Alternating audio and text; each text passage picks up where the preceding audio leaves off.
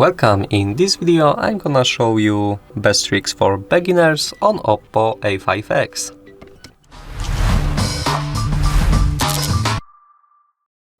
So if you are a new user of OPPO A5x, then you should know about few important things that you should enable or do before you start using your device normally. So at first, let me show you how to customize and the tap menu on this device. So you have to swipe down your finger from the top to the bottom. Then you will see the tap menu here. If you unroll this section, then you will get access to the tiles you have on quick access. You can manage these tiles while you open these three dots and click on edit added tiles. Then you can see you're currently using tiles here and more tiles that are possible to add to your tap menu. So for example, you wish to add the I don't know, screencast, then you can press here to add this tile, and on the second page you should see it. You can drag this one and drag it to any place you wish to have it. You can erase some unimportant tiles you want to use. So basically it looks like this. After you are done, then press here to open and to exit and save the changes. So it is very useful option. You should always manage this menu to your own preferences. It gives you quick access to your most important features that you are using very often.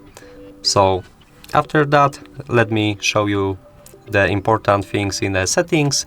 At first you have to, of course, open the settings, then get into the display and brightness, and I'm gonna show you the feature that makes a huge difference while using this device. You should get into the screen refresh rate, and here you can see three available options: the auto select, standard and high. I'm recommending you to use high option here. It gives you 90 Hz for smoother animations and operations, which is a very good option. Of course, the 90 Hz it's not that high amount for smartphones these days, because a lot of smartphones uses 120 Hz, but it's not important here. I want to say that the high option here is better than a standard one, which gives you 60 Hz. You can see on the preview here how big is the difference, so it's worth to enable this option here. After that, if using your smartphone and font is not good for you, then you can get here into the font option, and you can adjust the size of the font and the weight of the font. You can do whatever you want. You can also use the adaptive font weight, but I'm not gonna use this. I think the font size and weight is good by default. You can also change here the auto screen off time. I'm using 10 minutes because I'm recording this video, but most of the users pick something between 30 seconds and 2 minutes. Because it's a good time to have. After this time, of course, your screen goes off, so you won't lose the battery power. Now you should get into the system and update, and here you can change the language and region. If you living in your country, then you should find it here. If you didn't select it on the setting while you was setting the device for the first time, then you can change it here after that.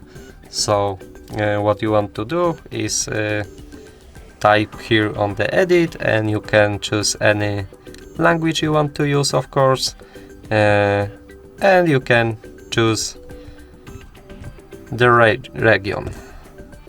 After that, you can also change the date and time for your device. You can choose the format of time.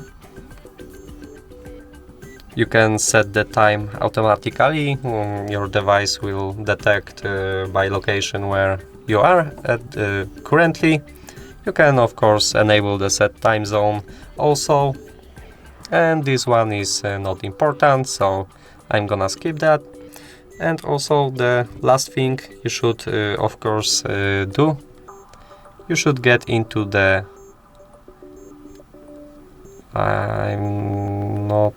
into the battery settings, and here you should enable